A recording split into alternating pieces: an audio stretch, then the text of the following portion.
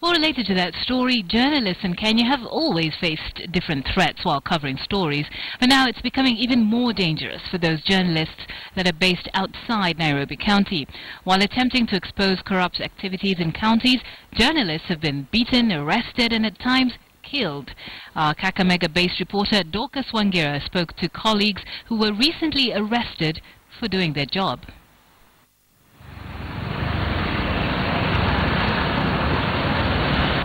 John Mondo works as a correspondent for the Standard Group's Radio Maisha. Friday, 9 p.m., he filed a news story on the chaos that erupted in Teso North when supporters of the Busia governor and area MP Arthur Odera clashed. The same story would be published in the Sunday Standard. Monday, 13th July, John and his Radio Citizen colleague Franklin Bwire claimed they went to the Busia County Government office for a scheduled interview with the county's finance executive, but while they were waiting, wageni na akanieleza nimsubiri nje. Hata mwenyewe akatoka nje akanieleza nimsubiri.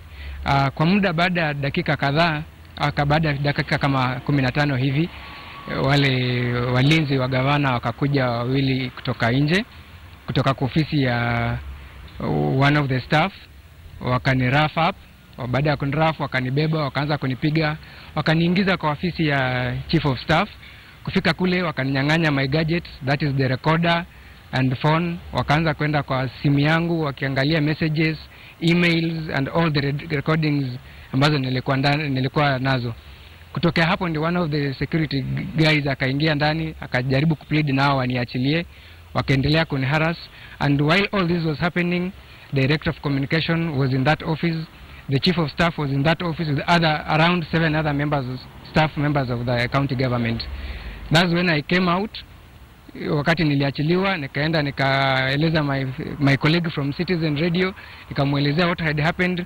Wakati alikuwa anajaribu kwenda kumuona waziri wa fedha, pia kujaribu kuelezea kwa nini alituita tuwe naye interview, and then baadaye tunapigwa, pia naye akaanza kupigwa bila kuuliza jambo lolote. Hapo ndio tulifanya, na tukatoka hapo tukaenda katika kituo cha polisi cha Busia kupiga ripoti, na pia tukaenda hospitali kwa matibabu. Kwa sasa hivi tumeachia polisi wafuatilie, na kitu ambacho sisi tunaomba ni kuwa haki itendeke, kwa maana hata saa hizi tumeogopa kufanya kazi. First of all, we don't have the security guys who can actually protect us whenever we go to cover such functions or whenever we write stories.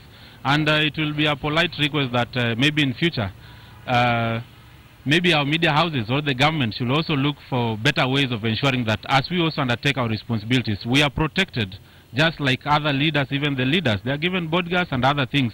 But this story that was written by various media houses, it has provoked them, and it's the anger which now they have decided to channel it back to the media. And that is too wrong, because some of us, whatever we wrote was in line with what transpired in Teso North. In Teso North, we spoke to the county communications director to get her side of the story. She denied the claims. He isn't the only one. Dennis Ochieng, a photojournalist with the Standard, also says he was assaulted in May this year while covering a protest by members of the public following the deaths of 2 students who were killed after a lorry being driven by one of the police officers lost control and hit them in Bobaracho, Kisii. We are going to mobilize the other leaders to make sure that journalists in Busia are given opportunity, and anywhere in Kenya and even in the world, they are given opportunity to do their jobs without being gagged by anybody or without being intimidated by anybody. UNESCO statistics on the global overview of journalists killing, physical attacks, threats, imprisonment, libel laws, denying visas and work permits, failure to investigate attacks and impunity are daunting. Shakespeare's play, The Messenger, who says, "Do not shoot the messenger," ends by saying, "I bear the message, I did not make the match." And just to bring it to our context, we as reporters, as correspondents, bear the message. We are not the message.